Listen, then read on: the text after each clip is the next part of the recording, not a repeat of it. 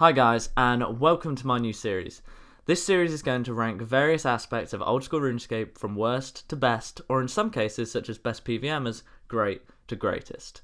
This series is merely an expression of my opinion, not a series based on facts, and so you're welcome to disagree with my opinions and tell me why in the comments below. There will likely never be hard and fast answers to a lot of the rankings I do, and so my opinions are always up for debate. With that being said, let's get down to the countdown. In my opinion, Firemaking is the worst skill in old school. It simply has a poor training method, being extremely repetitive with no real variation from level 1 to level 99, as well as no real purpose. Its given purpose on Tutorial Island is to create fires for cooking. However, no one uses lit fires to cook, instead utilising either the ranges or perpetual fires found around the game.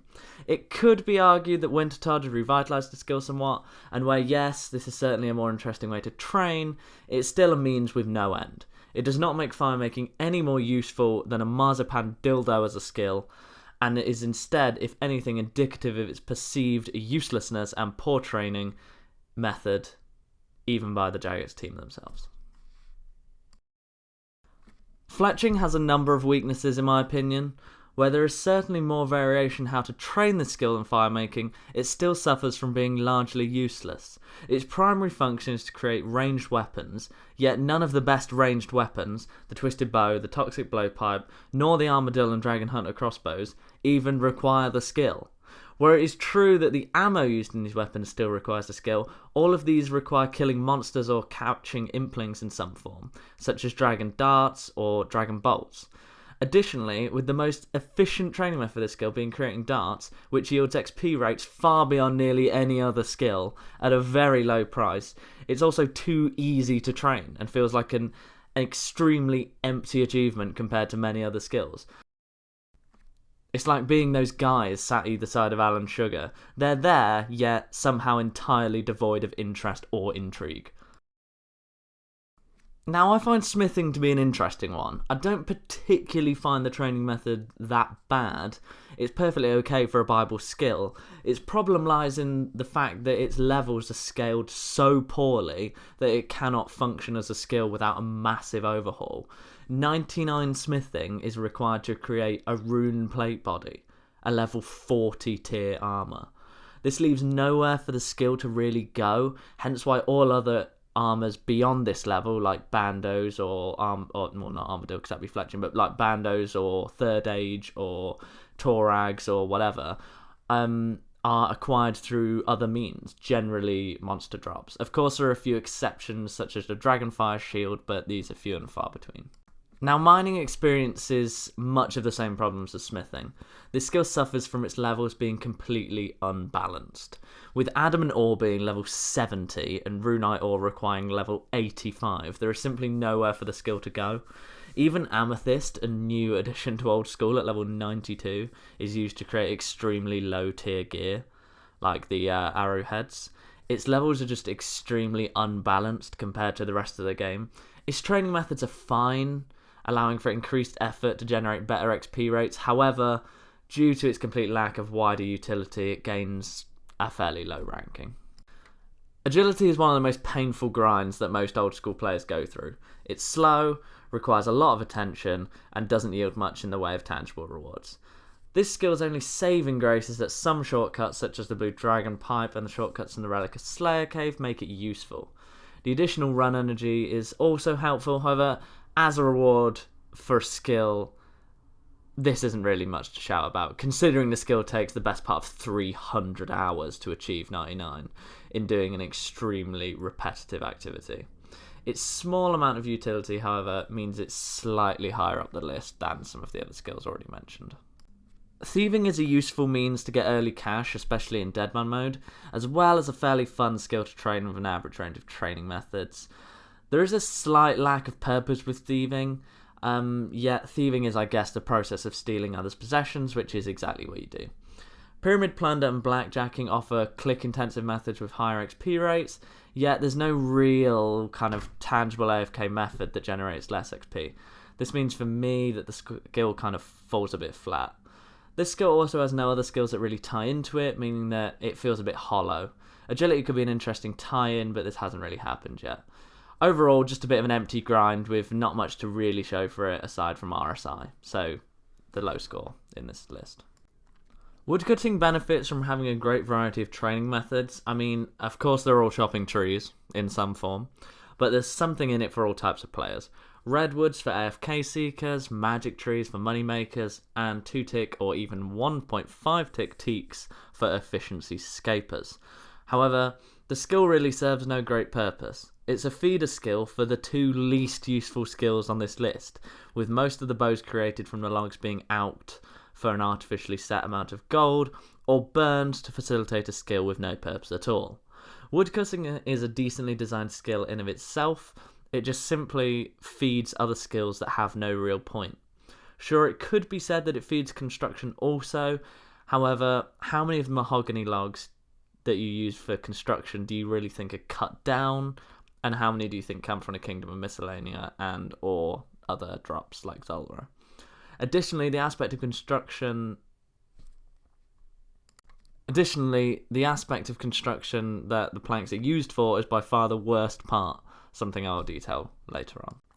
Farming is a skill with the potential to be great. I hope that the farming guild that will come out in a few months will be able to utilise this potential. However, for now, farming remains a bit of a letdown.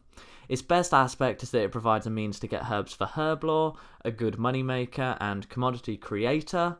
This is slightly devalued by the fact that every monster and its dad drops herbs, yet it remains useful nonetheless.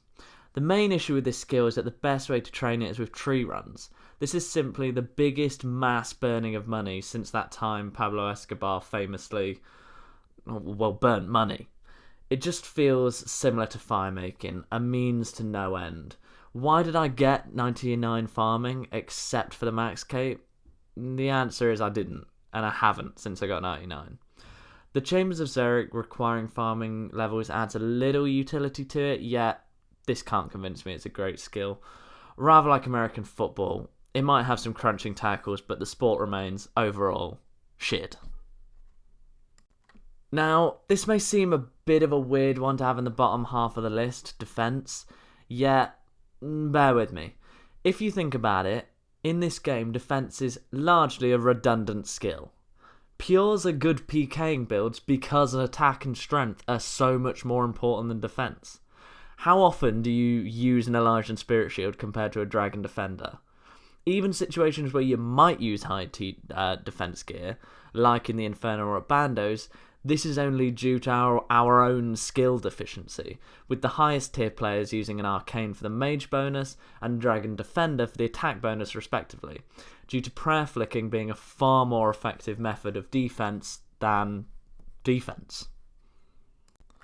Now, fishing, there's not much to really be said about it as a skill. It has a purpose that it fulfills. Its training methods are fairly diverse and it provides a useful resource. However, it only has one real benefit, the healing of hit points, something that is technically done better by Herblore and Clue Scrolls, with Sour Brews and Purple Sweets being favoured among the high-level communities and high-level content. Fishing's niche is really PKing, where the quick heals and combo eats are more necessary. In the rest of the game, praying protection prayers is a more effective method of keeping high hit points, so again, this limits its usefulness. Basically, all of the arguments that I said for fishing are also applicable to cooking. However, cooking has the additional benefit of being able to create pies that boost stats, as well as stews that also boost stats. This skill is marginally more useful than fishing because of this, and does basically exactly what it says on the tin, hence the average rating. It's like Christian Stewart, just bang average. So, now we're finally into the top half of the list, so I can start praising skills. Attack provides everything I find fun in this game. Leveling attack means better weapons, which means higher XP, which means even better weapons, which equals fun content. The only issue I find with attack is that it doesn't scale properly at all. It cuts off at level 75 because anything over that would be way too overpowered. The best thing that could possibly be done would be to change the equivalent levels all the way down, making items such as the rapier and the scythe level 95 attack to equip, whips being level 80, dragon being level 70. but this would go against the old school feel of the game and is such stuck, with there being barely any benefit of getting 99 attack over 75, as most of the monsters are incredibly low defense. And anything that isn't incredibly low defense is Dragon Warhammered within an inch of its life anyway. Strength is attack's brother, and whilst serving virtually the same function, is slightly more useful. Loads of people limit their defense, slightly less people limit their attack, but hardly anyone limits their strength. And this is because having higher strength means higher hits, and higher hits are better in nearly every single scenario, PKing or PVM. Strength does exactly what its name suggests in terms of fighting, and also has other benefits such as barbarian fishing.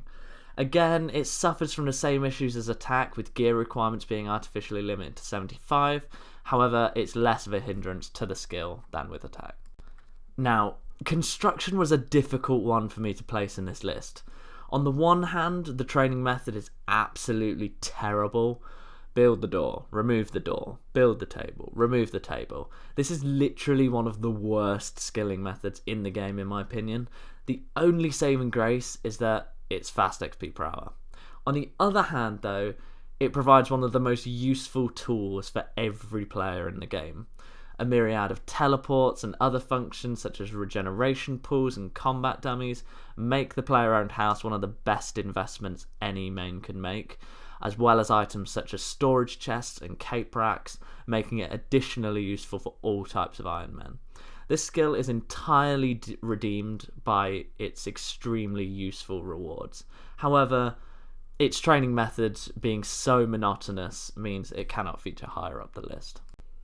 Runes are a huge part of this game, which is why runecrafting fares quite high up this list. It has a diverse range of training methods, from extremely fast options like ZMI runners that cost 100 GP per XP, all the way through to extremely slow options that can make you a couple of mil per hour, like Wrath runes and Death runes. There's a method to train this skill for everyone, and it also has an extremely useful byproduct. The only issue that brings the skill down is the absolutely insane number of runes that come into the game from other means, namely monster drops. Even Iron Men don't really have to craft their own runes anymore, outside of potentially blood runes for the scythe, because shops and monster drops offer a far more efficient method of gaining runes in the long term. This is why runecrafting only grabs the number 9 spot. Ranged has developed into the best DPS method in most situations since Old School came out. It has many uses, from clattering through multiple enemies with chinchompers, to taking down Bloodvelds on Slayer with the blowpipe, to defeating the highest level creatures in the game, such as Zook and Olm. Range has a use in almost every single combat encounter you'll ever face playing this game. Once more, this skill suffers from the same problem as attack. It has an effective cap of level 75, with multiple of the highest tier weapons requiring this level. The fact that the Twisted Bow and the Blowpipe are so insanely overpowered means that any weapon with a tier higher than 75 would need to be even better, which would just break many aspects of the game, hence the scaling cap. Ranged has a greater diversity of training methods than Melee, hence its higher position on this list, with Chins, Blowpiping Nightmare Zone, making money through bossing, and regular Slayer all being potential methods. It's a Chinese buffet of skills. You love being there, and there's a lot of choice. Hit points seems an odd skill to have this high up the list, however, it simply functions exactly as it should. It levels up faster than any balanced account can train its other combat skills, ensuring that the combat system remains generally extremely balanced, outside special cases such as Kemp-Q's Solus Adamus account that can easily hit higher than the HP levels of equally matched opponents. No one has ever moaned about the hit point skill, and no one has ever sung its praises. It just does exactly what you need it to do, hence its relatively high position. Absolutely no gripes about this skill. It's like the sun. I don't notice it every second of the day, but I'm thankful for it. Hunter for me is a great skill. Yes, the early levels are really, really annoying. However, this has been mitigated in recent times by birdhouse runs, and the higher levels where you spend most of your time are fun and rewarding. Iron Men can do Hunter for both chins and herbs through Chin Chompers and Herblore. Mains can earn great money doing both activities, and there is a sufficient amount of effort to XP reward in my opinion. If you want to one tick at Black Chins and risk dying to a PK, you can get 270k XP per hour and nearly 3 mil GP per hour. Whereas if you want to have a relaxed time at Herblore, it'll be a little over 100k XP per hour and less than a mil profit per hour. Perhaps 2 viable training methods aren't really enough for most people. However, I find the skill fairly therapeutic doing both methods and extremely rewarding monetarily. With crafting, there are 1,001 ways to train the skill, from cheap to expensive, from slow to fast XP. It's a classic bank standing skill, which some may find irritating. However, a lot of the items created from crafting are the most useful in the game. It's not a coincidence that a lot of Iron Men like having high crafting. Dragonhide armor, glory and fury amulets, zenite jewellery, even the blowpipe all require this skill. It has no real downsides for me. Potentially the vast quantity of alcohols it brings into the game are a downside. However, the crafting skill almost single-handedly makes many money makers such as dragons, crystal keys and orb charging profitable and worth doing. Overall, good skill. Herblore is such an amazing skill if you really think about it. Crafting and smithing rely so heavily on high alch values to keep all of its feeder skills and outputs worth anything. However, Herblore manages to have no significant alch value attributed to either the herbs nor the potions, and yet they generally remain more expensive. Potions are used in every single efficient combat situation, whether that's brews and restores, combat potions, ranging potions, or even a simple prayer potion. These items reside in every player's bank, and if you ask an Iron Man that's run out of potions how fun the game is, I'm sure you can guess their response. This skill is vital to nearly every single thing that's combat related in this game, PvP through to the lowest and highest tiers of PvM. The training method is fairly monotonous, however, it's a classic bank standing skill, and so there's nothing much else to be expected. Yet, due to the usefulness of its output, this skill confidently places high up this list. Now, I'll be the first to admit, prayer isn't the greatest skill to train.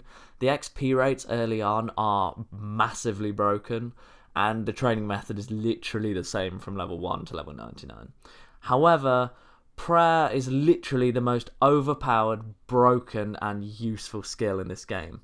Piety and Rigor increase the DPS of any weapon by a vast amount, as much as 40% in a lot of cases. If this isn't enough on its own to make it one of the best skills in the game, then the protection prayers definitely are.